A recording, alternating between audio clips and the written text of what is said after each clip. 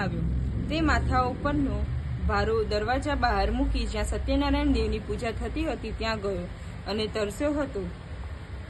તો પણ એકચિત્ત થઈ તેણે તે બ્રાહ્મણનું કરેલું પૂજન જોયું અને વ્રતની વિધિ પણ જોઈ।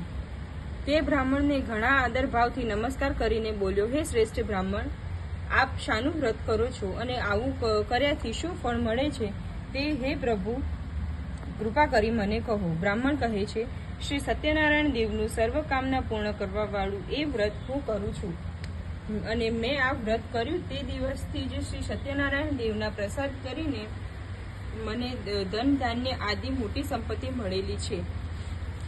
આ પ્રમાણે બ્રાહ્મણના મુખમાંથી શ્રી સત્યદેવનું વ્રત લાકડાના ભારાવાળાએ સમજી લઈ તે બ્રાહ્મણને આપેલો પ્રસાદ ભક્ષણ કરી પાણી પીધું અને હરખાતો પોતાનો નગર તરફ ગયો।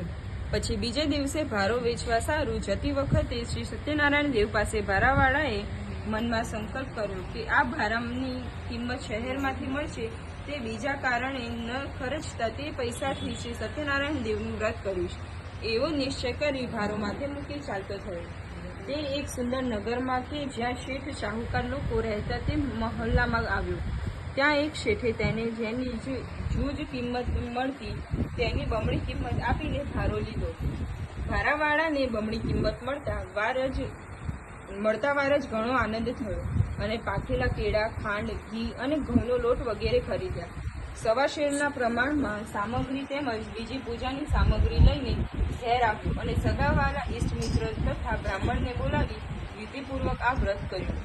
સુતજી કહે છે કે પેલો ભારાવાળો આ વ્રત કરવાથી ધનવાન તથા પુત્રવાન થઈને તે આ લોકમાં સર્વ સુખ ભોગવીને શ્રી સત્યપુર એટલે વૈકુંઠમાં ગયો। इति श्री स्कंद पुराणे रेवाखंड सत्यनारायण व्रत कथाया द्वितीयो खंड समाप्त। श्री सत्यनारायण देव की जय। नवा महाराजा है।